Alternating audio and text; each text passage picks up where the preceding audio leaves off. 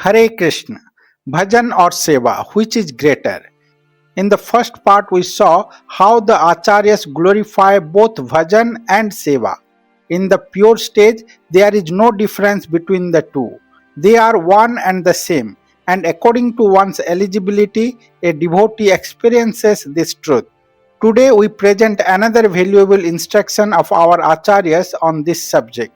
The Acharya we will focus on is the Vaishnava Sarvabhauma Srila Jagannath Das Babaji Maharaj. He lived in this world for 144 years, ceaselessly preaching pure devotion. Srila Babaji Maharaj is the Shiksha Guru of Sachidananda Bhakti Vinod Thakur. When Bhakti Vinod Thakur discovered Sri Chaitanya Mahaprabhu's birthplace at Yoga Pitha in Mayapur, it was Jagannath Das Babaji Maharaj who gave the confirmation at the remarkable age of 142 years. Jagannath Das Babaji Maharaj lived 6 months in Vrindavan and 6 months in Navadip. In his later years, he started staying in Navadip. Bhakti Vinod Thakur at that time was residing in Godruma Dvipa. Out of eagerness for spiritual instruction and to relish the association of Babaji Maharaj, Thakur would often visit him.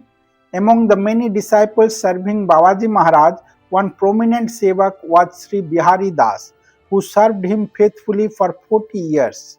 In Babaji Maharaj's advanced age, Bihari Das would carry him from one place to another by placing him in a basket and lifting him upon his head. Other disciples also rendered service in various ways in the ashram. Babaji Maharaj always engaged his disciples in seva. If he saw anyone sitting idle or engaging in idle talk, he would immediately engage them in service. He would say, "If you have no work, then go and water the brinjal plant or take care of something useful." Some of his disciples, however, gradually developed a feeling of dissatisfaction in their hearts. They thought, "We came here to perform bhajan, but Gurudev is always engaging us in service. We left behind our homes and families to dedicate ourselves to bhajan. But if we must perform the same kinds of tasks here as we did at home, then what was the point of leaving? Wouldn't it have been better to stay at home and chant?" In this way, discontent grew among them. Some even began to consider leaving the ashram for Vrindavan, where they could spend their days and nights in uninterrupted bhajan. Yet, despite their dissatisfaction, none dared speak openly to their Guru. For a disciple, it is not proper to question the Guru's order. The Guru's instruction is to be accepted without argument or delay. Obedience to the Guru is the foremost duty of a disciple. Srila Gaur Govinda Swami Maharaj used to say, "We cannot add if and but to the order of Guru. Whenever Guru order, immediately disciples should execute. This is the duty of a disciple." Even though the disciples could not complain to Babaji Maharaj, still within their hearts these disciples continued to think, "We are doing far more seva than bhajan." All the disciples of Babaji Maharaj had great respect for Thakur Bhakti Vinod. They knew how dear he was to Babaji Maharaj. Babaji Maharaj had bestowed all his mercy upon Thakur Mahasaya, through whom the preaching of Bhagavata Dharma would spread widely. Thus the devotees decided, "Let us confide our feelings to Thakur Bhakti Vinod. Surely he will understand our dilemma and help us." One day when Srila Bhakti Vinod Thakur arrived at the ashram, the disciples bowed down to him and opened their hearts. They said, "Thakur Mahasaya, you know how much service we are doing in this ashram, but still whenever we sit idle for a while or if we engage in conversation among ourselves, Gurudev scolds us and says, 'If you have no work, then go and water the brinjal plants.' We came here to perform bhajan, but Gurudev seems to engage us more in seva than in bhajan. Please guide us, for we are confused." Hearing their plea, Thakur Bhakti Vinod looked at them with deep compassion. Then in a grave and serious tone he replied, "Even if we were to perform our bhajan for thousands and millions of lifetimes, still without the mercy of Krishna, we would never have his darshan nor his grace. But if we obey the order of Gurudev and water the brinjal plants, then when those brinjals grow and Gurudev offers them to his Giriraj, Krishna will accept them. That means Krishna has accepted our service. In this very lifetime we attain his mercy.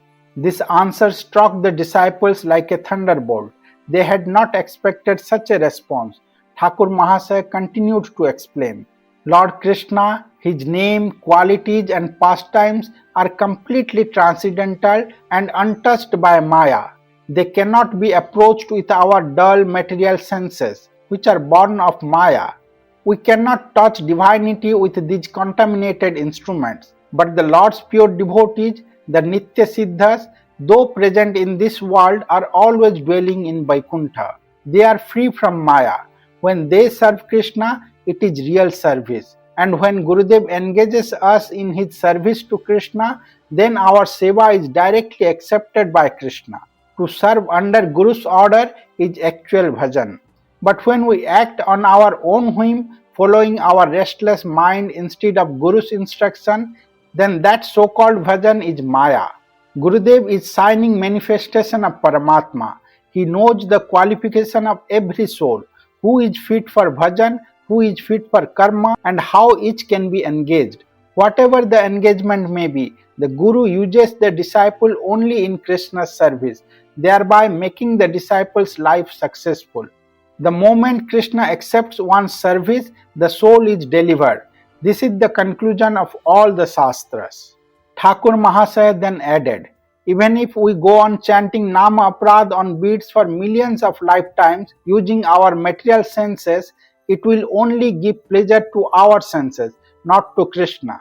But if we grow brinjals with hard labor under the direction of Srila Gurudev and those brinjals are offered by Guru to Krishna, then Krishna eats them and we attain perfection. Krishna Prema will develop in our heart because the Lord has accepted our service. Upon hearing this, the eyes of the disciples filled with tears. They realized the depth of their misunderstanding. Overwhelmed with gratitude, they fell like sticks at the feet of Thakur Bhakti Vinod and cried out, "You have given us the highest welfare. From today, our only goal in life will be to obey Gurudev's order without question, without hesitation." And that should be our goal as well, to faithfully follow the instruction of Sri Guru, who is the pure devotee of Krishna and bona fide representative of the Lord. Only by such obedience can we attain Krishna Prema. Hare Krishna.